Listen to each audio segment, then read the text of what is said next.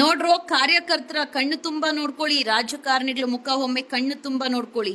BJP Congress ಇವರೇ ಅಲ್ವಾ ಇತ್ತೀಚೆಗೆ ರಾಜ್ಯ ಸರ್ಕಾರ ರಾಜೀನಾಮೆ ಕೊಡಬೇಕು, ಕಾನೂನಾತ್ಮಕವಾಗಿ A1 A2 A3 ಆಗ್ಬೇಕು, 11 ಜನ ಬಲಿ ಆಗಿರುವಂತ RCB ಒಂದು ನಿರ್ಲಕ್ಷ್ಯತನ ಬೇಜವಾಬ್ದಾರಿತನ ಬಂದೋಬಸ್ತಲ್ಲಿ ಇವರೇ ನೇರ ಹೊಣೆ ಅಂತೇಳಿ ಇವರೇ ಅಲ್ವಾ ನರ ನಾಡಿಗಳೆಲ್ಲ ಕಿರ್ಚ್ಕೊಂಡು ಬಂಧನ ಮಾಡಿ ರಾಜೀನಾಮೆ ಕೊಡಿ ಅಂತ ಬೊಗಳ್ತಾ ಇದ್ದಂತವ್ರು. ನೋಡ್ರಿ ಇವರೆಲ್ಲ ಒಂದೇ ಕಂಡ್ರು, ಇವರು ಪ್ಯಾಷನ್ ಮಾಡ್ಕೊಂಡಿದ್ದಾರೆ ಪಾಲಿಟಿಕ್ಸ್ ನ.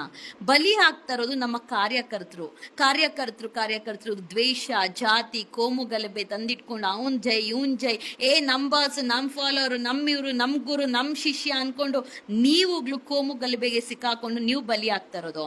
ಕಾರ್ಯಕರ್ತರ ನಿಮ್ಮಿಂದ ನಿಮ್ಮ ಹೆಂಡತಿ ಮಕ್ಳು ಎಲ್ಲಾರು ಇವತ್ತಿಗೂ ಕೂಲಿ ಮಾಡ್ಕೊಂಡಿರ್ತಾರೆ. ಯಾರು ಲಕ್ಸುರಿ ಲೈಫ್ ಲೀಡ್ ಮಾಡ್ತಾರಲ್ಲ, ನೋಡ್ರಿ ನನ್ನ ಮಕ್ಳೆಲ್ಲ ಒಳ್ಳೆ ಲಕ್ಸುರಿ ಲೈಫ್ ಲೀಡ್ ಮಾಡ್ಕೊಂಡು ಜನರ ಜೀವನ ಜೊತೆ ಆಟ ಆಡ್ತಾ ಇದಾರೆ.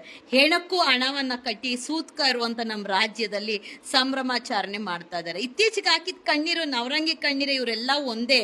ಇವರೆಲ್ಲ ಕಾಣದ ಕೈ ಅನ್ನೋ ತರ ಆಡೋ ಆಟ ಆಡ್ತಾನೆ ಇದ್ದಾರೆ. ಬಲಿ ಆಗ್ತಾ ಇರೋದು ನಮ್ಮ ಕಾರ್ಯಕರ್ತರು, ನಮ್ಮ ಜನರು. ನಾವು ಬದಲಾಗ್ಬೇಕು.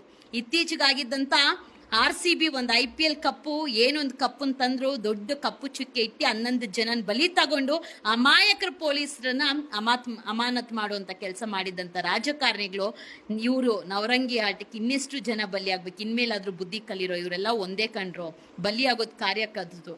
ಬದ್ಲಾಗ್ರೋ, ಈ ರಾಜಕೀಯ ಪಕ್ಷ ಬಿಟ್ಟು ಹೊರಗೆ ಬಂಡ್ರೋ ದರಿದ್ರ ಸರ್ಕಾರಗಳು.